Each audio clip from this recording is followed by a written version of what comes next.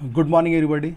In the last video clips we have started a chapter algebraic expression and I have just discussed so many topics regarding the algebraic expression. Okay, now today I am going to start the topic that is the like term and unlike term, है ना. To try to understand that what is the like term and unlike term. So actually like term and unlike term is decided by the variables and also the power of variables, है ना. I mean to say that suppose if I am going to write here 4x, if I am going to write here 4x, now you know very well that here variable is what, x only. If I am going to write another term like 5x, so you can see that in these these are the both different kind of polynomials, two different polynomials, है ना. ये दो अलग अलग polynomials हैं. तो दोनों polynomials में देखो यहाँ पे वेरिएबल क्या है, x है, और यहाँ भी वेरिएबल क्या है, x है. अगर x का पावर देखेंगे तो क्या है, यहाँ पे 1 है और यहाँ पे भी 1 है. तो आप देखो कि इन दोनों टर्म्स में जो वेरिएबल है वो x ही है और दोनों की जो पावर्स है 1 है. तो कोई भी एक ऐसा टर्म जिसमें कि वेरिएबल सेम है और वेरिएबल का पावर अगर सेम है तो इसका मतलब ये जो होगा ये बिल्कुल भी आपके लिए लाइक टर्म होगा, ये बिल्कुल भी आपके लिए लाइक टर्म होगा. ठीक है, एक दूसरा देखते हैं. जैसे आप देखो यहाँ पे 7, मान लो कि ये मैं लिखूँगा एक्स स्क्वायर 7x स्क्वायर. अगर मैं यहाँ पे लिख दूंगा 24, अगर मैं x लिखता हूँ, ठीक है, 24x, तो आप देखोगे यहाँ पे वेरिएबल क्या है, x है, यहाँ पे वेरिएबल x है, मतलब वेरिएबल मैच कर रहा है. यहाँ पे पावर 2 है और यहाँ पे पावर 1 है. तो आप देखो दोनों में वेरिएबल्स बिल्कुल सेम है, x ही है, लेकिन एक का पावर 2 है और एक का पावर कितना है, 1 है. तो इसका मतलब पावर बिल्कुल अलग अलग आ जा रहा है. इसका मतलब ये कि बिल्कुल क्या होगा, अनलाइक होगा, अनलाइक टर्म होगा. ठीक है, दूसरा एग्जांपल और भी हम लोग लेते हैं. तो देखो अगर मान लो कि एग्जांपल होता है, मान लो कि 6 ये होता है एक्स वाई और मैं लिखता हूँ यहाँ पे 7xy. तो आप यहाँ पे देखो, यहाँ पे वेरिएबल क्या है, x और y, ये वेरिएबल है मेरे लिए xy, और यहाँ पे देखो वेरिएबल सेम है, मतलब यहाँ ये वेरिएबल xy है और यहाँ भी वेरिएबल xy है. अब दोनों का थोड़ा पावर चेक कर लो, x का पावर 1 है और y का पावर 1 है, दोनों का पावर 1 है. यहाँ भी दोनों का पावर क्या है, 1 है. इसका मतलब ये क्या हो गया आपके लिए, बिल्कुल भी लाइक टर्म. तो मैं आपको बोल रहा था कि कोई भी टर्म लाइक है कि अनलाइक है वो डिसाइड करता है वेरिएबल से, but not only the variables but also the power of variable should be equal. तो कोई भी दो टर्म आपके लाइक टर्म तभी होंगे जब दोनों में सेम वेरिएबल्स होंगे और वेरिएबल्स के पावर बिल्कुल सेम होंगे. तो यहाँ पे एग्जांपल ये लाइक टर्म है. कुछ और एग्जांपल देखते हैं. अगर मैं इसको लिखता है यहाँ पे 9x स्क्वायर y और मैं लिखूँगा यहाँ पे 3xy स्क्वायर. तो अब चेक करते हैं लाइक है अनलाइक है. देखो यहाँ पे वेरिएबल क्या है, एक्स वाई, यहाँ भी वेरिएबल एक्स वाई है, दोनों वेरिएबल बिल्कुल मैच कर रहे हैं. अब पावर देखते हैं, x का पावर 2 है बट यहाँ पे पावर 1 है. तो देखो यहीं से पावर डिफरेंट हो गया, तो इसका मतलब आप कह सकते हो कि ये आपका बिल्कुल अनलाइक टर्म है. मैं फिर से बताता हूँ ये अनलाइक क्यों है, क्योंकि देखो दोनों में तो वेरिएबल बिल्कुल सेम है, एक्स वाई, यहाँ भी एक्स वाई प्रेजेंट है, यहाँ भी एक्स वाई प्रेजेंट है, लेकिन यहाँ पे देखो कि x का पावर 2 है और यहाँ पे x का पावर कितना है, 1 है. तो x के पावर बिल्कुल अलग अलग हो गए, तो इसका मतलब आप कह सकते हो ये बिल्कुल भी आपको अनलाइक टर्म है. अनलाइक टर्म मतलब कहने का मतलब है कि जो भी वेरिएबल्स प्रेजेंट है उनके पावर्स बिल्कुल सेम होने चाहिए, तभी वो जाके आपको लाइक या अनलाइक होते हैं. कुछ और एग्जाम, ये सारे में आप देखो एक एक टर्म वाले थे, एक टर्म. अब दो टर्म वाले में देख लेते हैं. देखो अगर ऐसा रहता है 2x square plus x, 2x square plus x, और कोई दूसरा है मान लो कि 9x स्क्वायर माइनस एक्स, ये ठीक है. तो आप देखो यहाँ पे ये दोनों टर्म को ध्यान से देखो, यहाँ पे देखो ये 2 के साथ ही x स्क्वायर है, फिर यहाँ पे देखो 9 के साथ ही x स्क्वायर है, मतलब ये दोनों टर्म एकदम लाइक टर्म हो गए. ये टर्म जो है ये टर्म ये बिल्कुल लाइक टर्म हो गया. क्यों? क्योंकि इसमें देखो वेरिएबल x है और यहाँ भी x है, इसका पावर 2 है, इसका पावर 2 है, यहाँ वेरिएबल x है और यहाँ वेरिएबल x है, इसका पावर 1 है. इसका मतलब ये जो पूरा टर्म है और ये पूरा टर्म को आप कह सकते हो ये पूरे दोनों टर्म क्या हुए, लाइक टर्म हो गए, लाइक टर्म, ये बिल्कुल लाइक टर्म हो गए. ठीक है, कुछ और भी एग्जाम्पल हम ले सकते हैं. जैसे अगर मैं लिखता हूँ यहाँ पे 2x स्क्वायर प्लस 7y, अगर ये मैंने ये टर्म लिखा, और अगर मुझे कहीं ऐसा लिखा हुआ दिख रहा है अगर 3x स्क्वायर माइनस 2y, तो आप देखोगे ये बिल्कुल लाइक टर्म होंगे. चेक कर लो, यहाँ पे देखो 2x स्क्वायर, ये टर्म देखो यहाँ पे वेरिएबल का पावर कितना है, 2 है, x का पावर 2 है, यहाँ भी x का पावर 2 है, यहाँ पे वेरिएबल y है और यहाँ पावर 1 है, यहाँ भी वेरिएबल y है और पावर 1 है. इसका मतलब ये जो पूरा टर्म है और ये पूरा टर्म क्या हुआ, ये भी आपके लिए क्या हो गया, लाइक टर्म हो गया आपके, है ना. तो ये चीज़ था आपका लाइक टर्म अनलाइक टर्म. तो आपको अच्छे से याद रखना है कि कोई भी टर्म लाइक या अनलाइक कब होता है, जब दोनों में आप देखोगे सेम वेरिएबल प्रेजेंट है, but not only the same variable, दोनों के पावर से बिल्कुल सेम होने चाहिए, ठीक है। और एक चीज़ और मैं डिस्कस करना चाह रहा था आपसे, थोड़ा ध्यान देना, ये बहुत इंपॉर्टेंट चीज़ है। जैसे देखो आप ये जानते हो कि अगर मैं 2 को अगर मैं 3 से मल्टीप्लाई करूँगा कितना आएगा, 6 आएगा, सब लोग जानते हैं। और अगर मैं 3 को अगर मैं 2 से मल्टीप्लाई करूँगा तो भी कितना आएगा, 6 आएगा।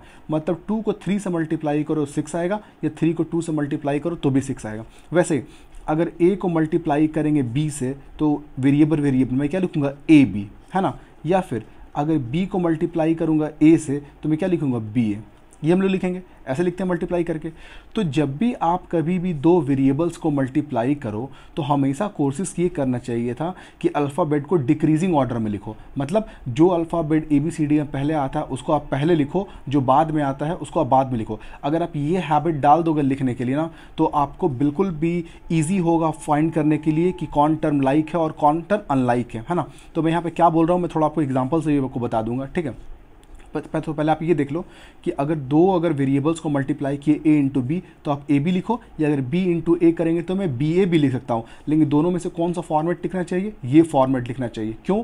क्योंकि इसमें मैंने क्या किया है कि जो अल्फ़ाबेट ABCD पहले आता है उसको मैंने पहले लिखा है, जो बाद में आता है उसको बाद में लिखा है, ठीक है। जैसे फॉर दूसरा एग्जाम्पल देख लो, अगर x को मल्टीप्लाई करना है y से तो मैं क्या लिखूँगा, XY लिखूँगा। या अगर आप y को अगर आप x से मल्टीप्लाई करोगे तो yx भी लिख सकते हो। लेकिन दोनों में से कौन सा फॉर्मेट यूज़ करेंगे, ये फॉर्मेट को बिल्कुल चूज़ करेंगे, इस फॉर्मेट को चूज़ करेंगे, है ना। इसमें ये फॉर्मेट को चूज़ किया था हमने। क्यों? क्योंकि XY में ABCD में पहले x आता था, y आता है, इसलिए। क्योंकि देखो अगर एक टर्म ऐसा रहा, मान लो लिखा रहेगा यहाँ पे 24xy और फिर यहाँ रहेगा 13 yx रहेगा, तो आप सोचोगे कि यहाँ पे तो xy है, यहाँ पे yx है, ये लाइक टर्म होगा कि नहीं होगा, तो आपके दिमाग में कन्फ्यूज़न आएगा, है ना। तो ऐसा करो, इसको थोड़ा इस फॉर्मेट में लिख लो, ये 24 इसको आप xy लिखोगे और इसको आप लिखो 13 और इसको xy भी लिख सकते हो, है ना। क्योंकि जस्ट मैंने आपको बताया था ना कि x इंटू वाई करो तो xy और y इंटू एक्स करो तो y इंटू वाई एक्स, और इसको आप xy भी लिख सकते हो, है ना। क्योंकि जस्ट मैंने बताया कि 2 इंटू 3 6 होता है, या 3 इंटू बी 2 क्या होगा, 6 ही होगा। तो y इंटू एक्स करो या x इंटू वाई करो, दोनों टर्म तो सेम है। अब आप यहाँ से ध्यान से देख सकते हो ना कि यहाँ पे देखो वेरिएबल xy है, यहाँ भी वेरिएबल xy है, और दोनों के पावर्स बिल्कुल 1 1 है। इसका मतलब ये आपके लिए क्या हुआ, लाइक टर्म हो गया, लाइक टर्म हो गया, ठीक है। आप समझ गए लाइक टर्म, है ना। चलो अब मैं आता हूँ degree of the polynomial. Degree of the polynomial ये क्या होता है वो देखो। तो डिग्री ऑफ द पॉलिनोमियल में आपको 2 टाइप से बताऊँगा, है ना। For one variable, for one variable, और for more than one variable, for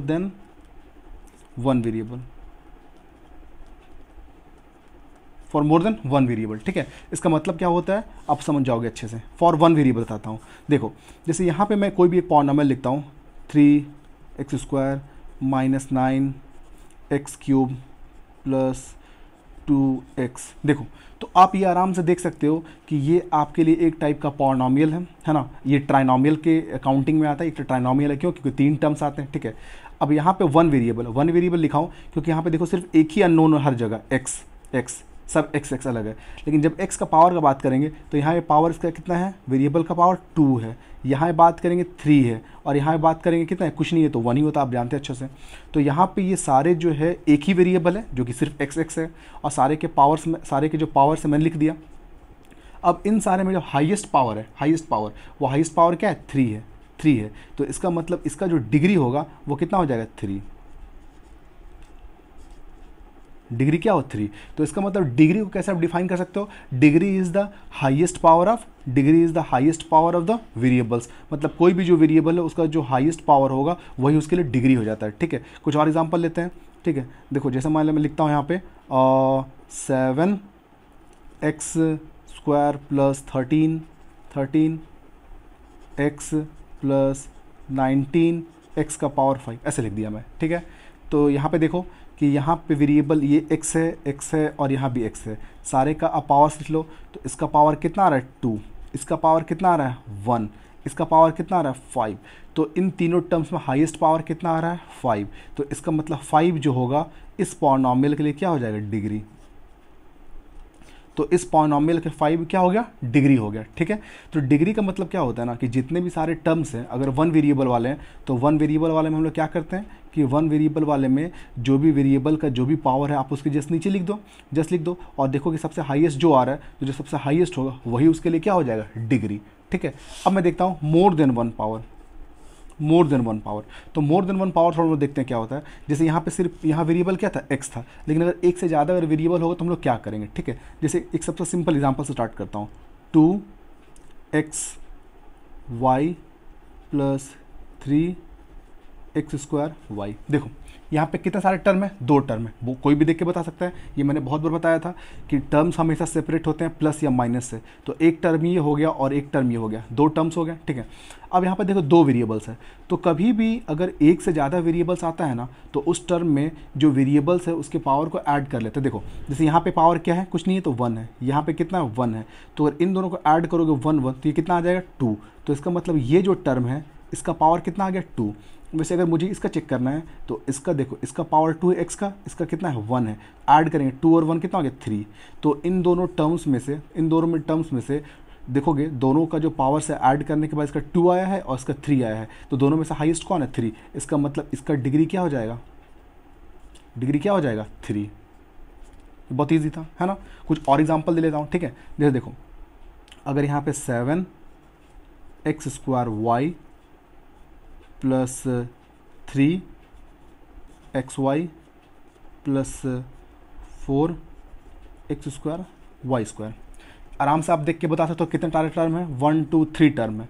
तो तीनों टर्म में एक एक करके हम लोग देख लेते हैं कि इसका जो पावर है वो क्या आ रहा है ऐड करने पे। सबसे पहले इस टर्म में आते हैं, तो इसका पावर 2, इसका पावर 1, तो 2 और 1 को जोड़ें कितना आएगा 3, बिल्कुल करेक्ट। यहाँ पे पावर कुछ नहीं है 1, यहाँ पे पावर कुछ नहीं है 1 1 को ऐड करेंगे तो इस टर्म का कितना पावर आएगा 2। यहाँ आते हैं, इसका पावर 2 है, इसका पावर 2 है, 2 2 कितना हो जाएगा 4। तो इन तीनों में से जो हाईएस्ट आ रहा है वो तो बिल्कुल आप देख के बता सकते हो 4। तो इसका मतलब इसके लिए डिग्री क्या हो जाएगा, बिल्कुल 4 हो गया। ठीक है, कुछ एक एग्जांपल और मैं ले लेता हूँ, थोड़ा लास्ट एग्जांपल ले लेता हूँ। मैं एक आपको मिक्स करके दिखाता हूँ जिसमें कि 1 वेरिएबल और 2 वेरिएबल दोनों एडेड रहेगा। ठीक है, कोई दिक्कत नहीं। देखो ये एग्जांपल देखो अगर मैं लिखता हूँ यहाँ पे 5x² प्लस 3xy और प्लस 9xyz। देखो ये एकदम बेस्ट एग्जांपल है ताकि आप बहुत आराम से आप समझ सकते हो। टर्म्स का आप एक एक करके निकालते हो क्या क्या उसका पावर है। ठीक है, सबसे पहले ये टर्म का देखो, इस टर्म का बहुत आराम से बता सकते हो, x है, इसका पावर कितना है 2 है। इसमें देखो 2 अलग अलग वेरिएबल्स हैं, पावर को ऐड करोगे 1 और 1 कितना आ गया 2। ठीक है, इसमें देखो कितने सारे 1 2 3 टर्म्स हैं, सारे का पावर कितना है 1 1 1 है, तो 1 यहाँ पे 1 है, यहाँ पे 1 है और यहाँ पे 1 है। तो अगर 1 + 1 + 1 करोगे कितना आ जाएगा 3। तो इसका मतलब इन तीनों टर्म्स में से सबसे हाईएस्ट पावर क्या लग रहा है, ये सबसे हाईएस्ट पावर 3। तो इसका मतलब डिग्री क्या हो जाएगा, बिल्कुल 3।